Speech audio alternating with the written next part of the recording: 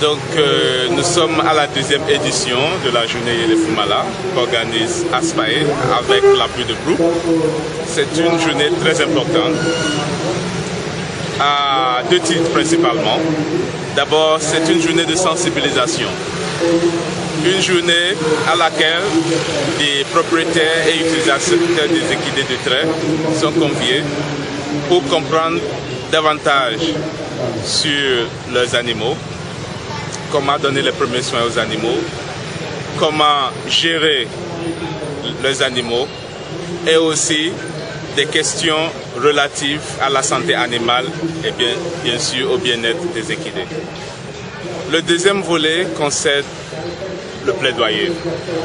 Des autorités religieuses, administratives et autres ont été invitées pour mieux comprendre également ce projet et voir dans quelle mesure ces autorités pourraient s'impliquer davantage.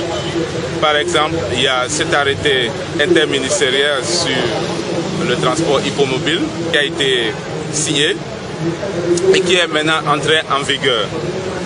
Donc nous pensons que son application n'est pas tout à fait effective. Et du coup, nous voudrions que ces autorités puissent faire un travail au niveau local, puisque à Thiès, il y a des cochers. Vous voyez, et ces animaux sont utilisés principalement dans le transport urbain et interurbain. Donc, il urge que les questions relatives au bien-être des équidés, à la sécurité de ces animaux et des usagers de la route soient respectées. Donc c'est important pour nous d'informer, de continuer aussi à sensibiliser les autorités sur cette question de mise en œuvre de cet arrêté.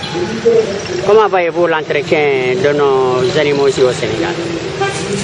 Bon, force est de reconnaître que par rapport aux autres pays, les animaux quand même du Sénégal se portent mieux, relativement mieux, parce qu'ici les gens comprennent quand même le rôle que jouent les équidés. Mais nous constatons que ces connaissances sont limitées, même au niveau des vétérinaires. Ils ne connaissent pas tout à fait comment gérer la santé de ces animaux. Parce que ces animaux sont différents des moutons et des vaches qui sont consultés très régulièrement.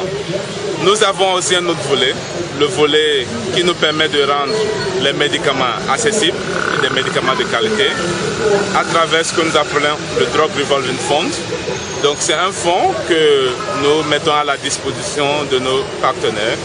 Donc nos partenaires, avec le concours du réseau des vétérinaires que nous avons pu créer, voilà, utilisent ce fonds pour acheter des médicaments en gros. Et ces médicaments subventionnés sont mis à la disposition des propriétaires. Donc les propriétaires bénéficient de médicaments de qualité et ces médicaments sont accessibles parce que nous organisons de temps à autre des descentes dans les villages et nos vétérinaires, nos auxiliaires et autres partent avec ces box de médicaments. Bon, du fait qu'au Sénégal, il y a une espèce animale locale, ne pensez-vous pas un jour quand même aider nos éleveurs à de nouvelles espèces? Bon, ça c'est une question très intéressante, mais comme vous le savez, nous ne pouvons pas tout embrasser. Et chaque organisation a sa mission et sa vision. Brooke a été créé par une dame qui s'appelle Dorothy Brooke. Et elle avait dès le départ de la compassion pour les équidés de trait. Donc elle a eu à mettre en place une clinique. Certes, les choses ont évolué, mais nous continuons dans cette lancée de prise en charge de ces animaux.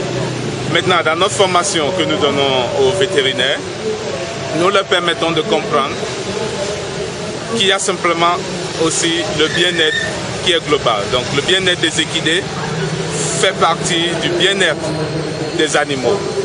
Et en venant dans les communautés pour leur parler du bien-être des équidés, nous éveillons également leur conscience et leur sensibilité par rapport au bien-être animal d'une manière générale. Vos perspectives, les perspectives de Brooke? Alors, nous allons continuer à travailler avec ASPAE. Nous avons un programme qui va jusqu'en 2021 et un programme qui est bien fourni avec des activités. Donc nous allons continuer à appuyer techniquement et financièrement Aspae.